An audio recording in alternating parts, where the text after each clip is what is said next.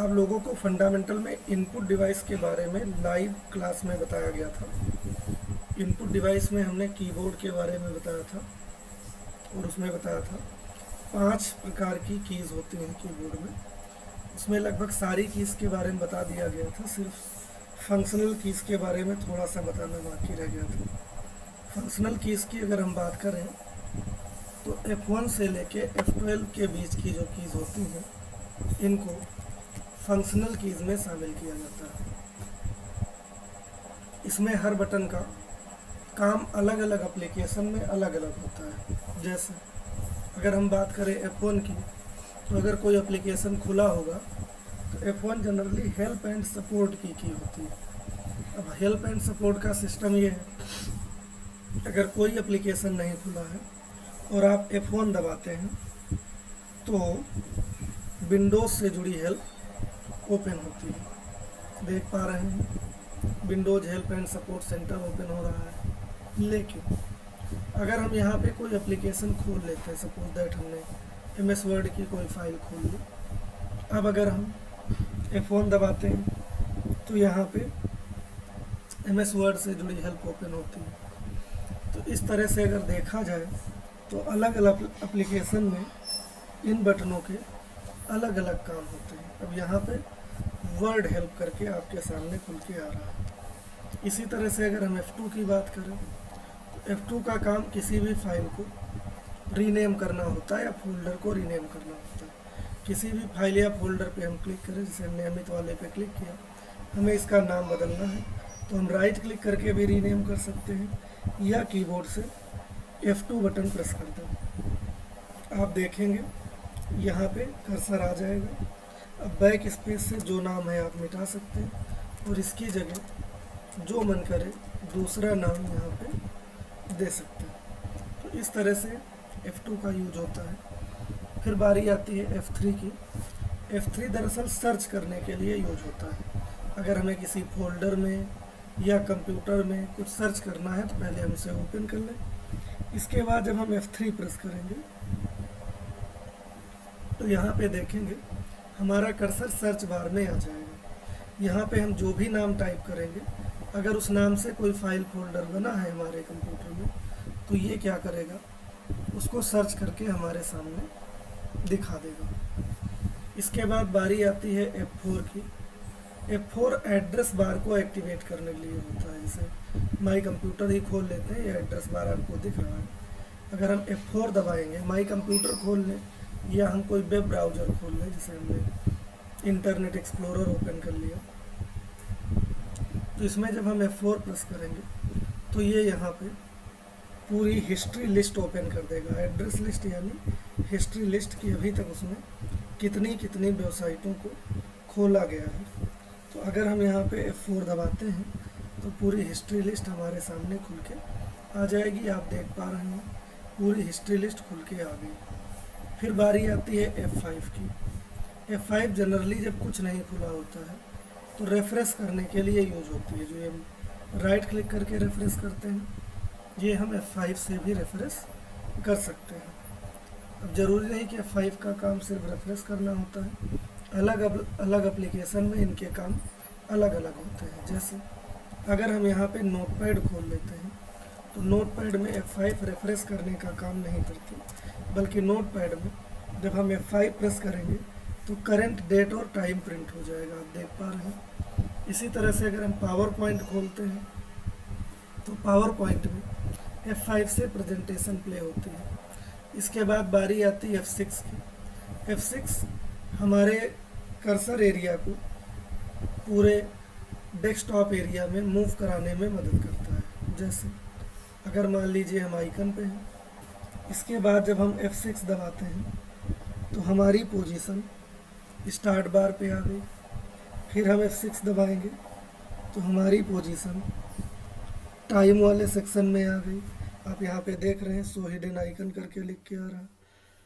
फिर हम यहाँ पे F6 दबाएंगे तो हम वापस देख पा रहे हैं आप यहाँ फोल्डर पे फिर मूव कर गए। तो इस तरह से हम एक लोकेशन से दूसरी लोकेशन पे बड़ी आसानी से मूव कर सकते हैं। तो ये काम F6 का होता है। इसके बाद बारी आती है कुछ और बटन है जैसे F7। इनका भी अलग अलग काम होता है। F7 का जनरली इस्तेमाल MS वर्ड में स्पेलिंग और ग्रामर एरर चेक करना होता है। अगर हम कोई स्पेलिंग मिस्टेक करते हैं, टैली में जनरल वाउचर की एंट्री होती है, तो ये अलग अलग काम इनसे किए जा सकते हैं। इसके बाद अगर हम F9 की बात करें, F9 और F12 का विंडोज में कोई खास काम नहीं है, लेकिन इनके भी काम है, अलग अलग एप्लीकेशन में काम है, लेकिन विंडोज में इनका कोई खास काम नहीं है। अब अगर हम बात करें F10 और F11 की, तो F11 का ज़्यादातर इस्तेमाल किसी भी फोल्डर या ब्राउज़र को फुल स्क्रीन करने के लिए होता है। जब हमें किसी फोल्डर या ब्राउज़र को फुल स्क्रीन करना हो, जैसे ब्राउज़र आपके सामने खुला हुआ है, अगर हम यहाँ पे F11 दबाते हैं तो ये फुल स्क्रीन हो जाएगा। फिर F11 दबाएंगे तो आप देख पाएंगे ये नॉर्मल स्क्रीन हो जाएगा।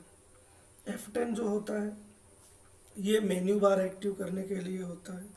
अगर हम F10 दबाएंगे तो इसमें देख पा रहे होंगे, फाइल में F के नीचे, एडिट में E के नीचे, व्यू में V के नीचे बेड़ी लाइन आने लगी। अब आपको फाइल में जाना है तो आप F दबा दीजिए।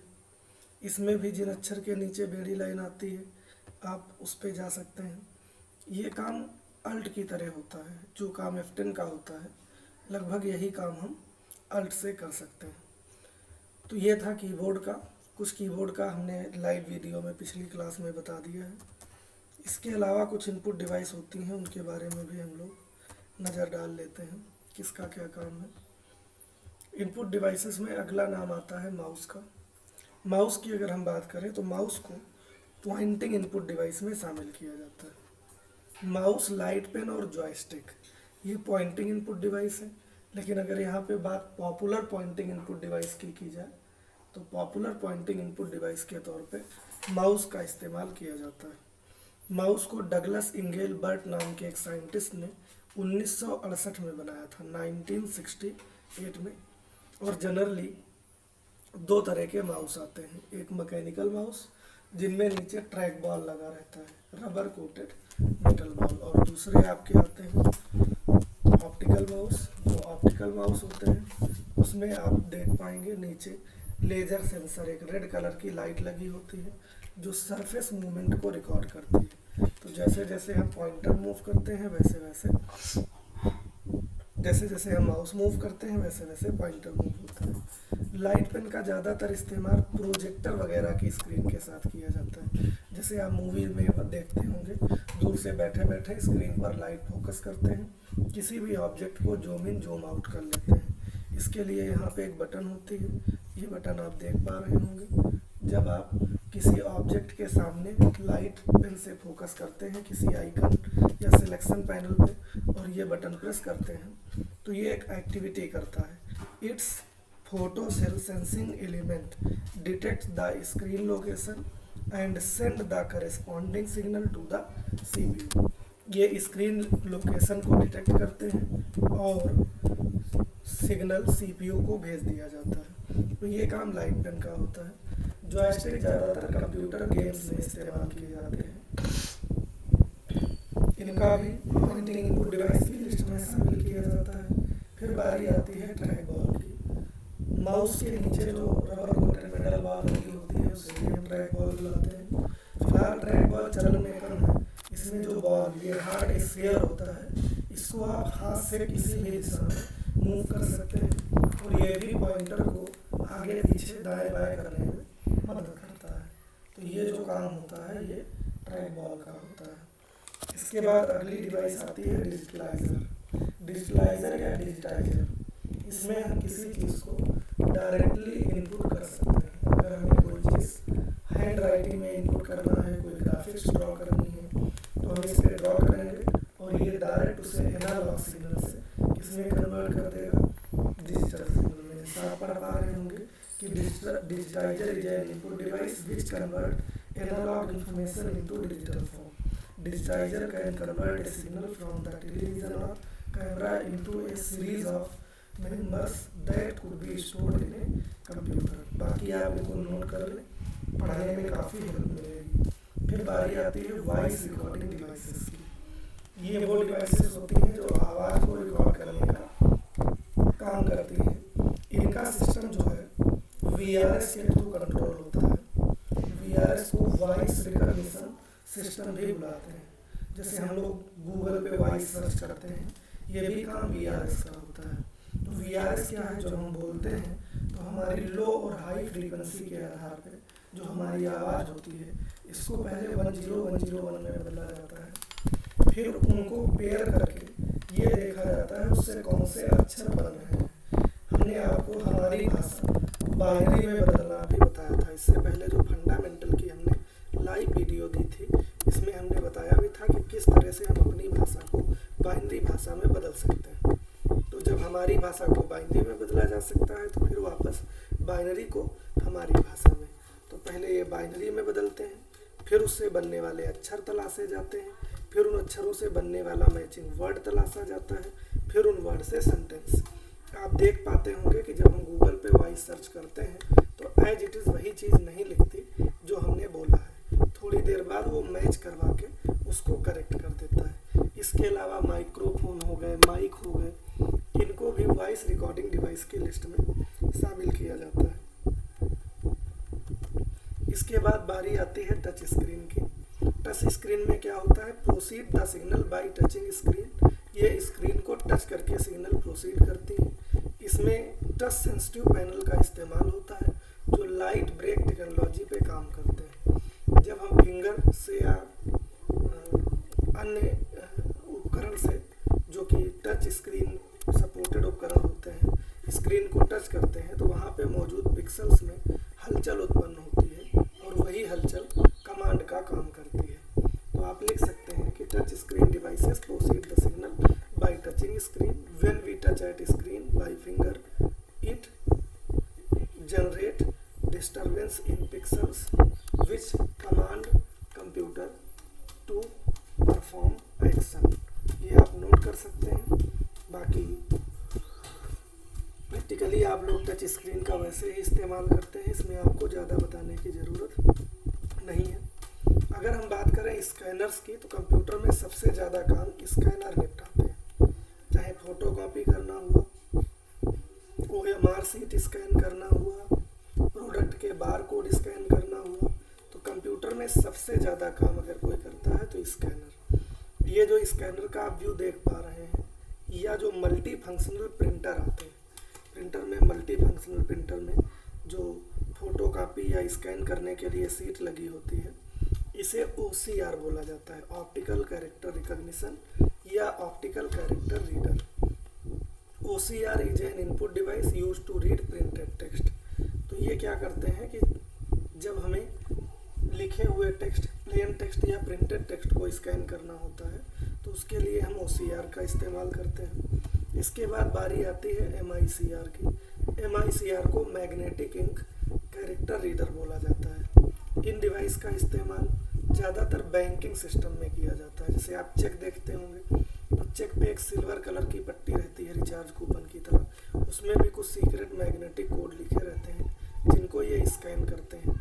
इसके अलावा डेबिट क्रेडिट कार्ड में भी देखा होगा ब्लैक कलर की एक पट्टी होती है, उसमें भी सीक्रेट मैग्नेटिक कोड होते हैं, तो ये उनको स्कैन करने का काम करते हैं। MICR के बाद अगला आता है OMR। इसको हम ऑप्टिकल मार्क रीडर बुलाते हैं। ये OMR शीट को स्कैन करने का काम करते हैं।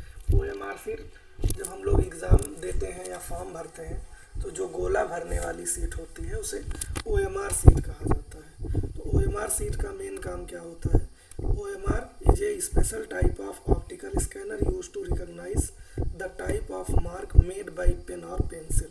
It is used where one out of few alternative it is to be selected and marked.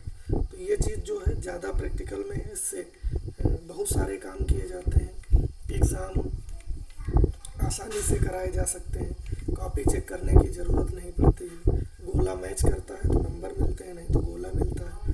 इसके बाद बारी आती है BCR। इससे आप लोग परिचित होंगे। आजकल शॉपिंग मॉल्स वगैरह में हम बिलिंग कराने जाते हैं तो वो बार कोड को स्कैन करते हैं। तो इसमें जो डाटा होता है ये थिक और थिन लाइनों के रूप में होता है और ये इन्हीं लाइनों को स्कैन करते हैं। ज़्यादातर देखा होगा बिलिंग, प्राइस टैगिंग, अन्य आइडेंटिटी टैगिंग में इनका इस्तेमाल किया जाता है। इनके साथ जो इन्फॉर्मेशन अपडेट कर दी जाती है, स्कैन करते ही वो फिर इसके कंप्यूटर की मेमोरी से उस इन्फॉर्मेशन को उठा लेते हैं। तो इस तरह से ये पॉपुलर स्कैनर के प्रकार हैं। बाकी कुछ बायोमेट्रिक डिवाइसेस भी आती हैं। बायोमेट्रिक स्कैनर जो होते हैं ये बॉडी पार्ट को स्कैन करने का काम करते हैं। इसमें थंब स्कैनर, रेटिना स्कैनर, इस तरह के उपकरण शामिल किए जाते हैं। जब हम आधार कार्ड वगैरह बनवाने जाते हैं तो हम इस तरह के स्कैनर्स का इस्तेमाल वहाँ पे करते हैं। तो ये जो है इनपुट डिवाइसेस का सेट था। अब हम नेक्स्ट जो पढ़ाएंगे आपको वो आउटपुट डिवाइसेस के बारे में